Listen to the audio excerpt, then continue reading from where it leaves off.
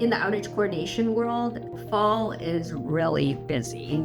We operate the highway. We ensure that there's a path for electricity to flow from one area to another area. Every time that there is a path that's taken off in the highway, we got to figure out how are we going to get the power to go through that highway to the other areas.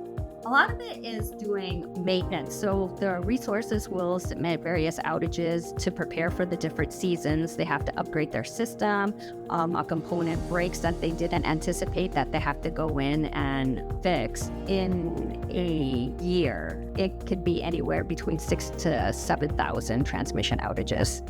I see it as a puzzle. You have a bunch of planned outages as well as resource outages. And what you're trying to do is trying to figure out how can I make the puzzle fit? And if it doesn't fit, what do I need to move to make sure that the system is reliable? So we're always planning. After we're done with today, we work on tomorrow. And after tomorrow's done, we work on the following day. So we're always preparing for the next thing.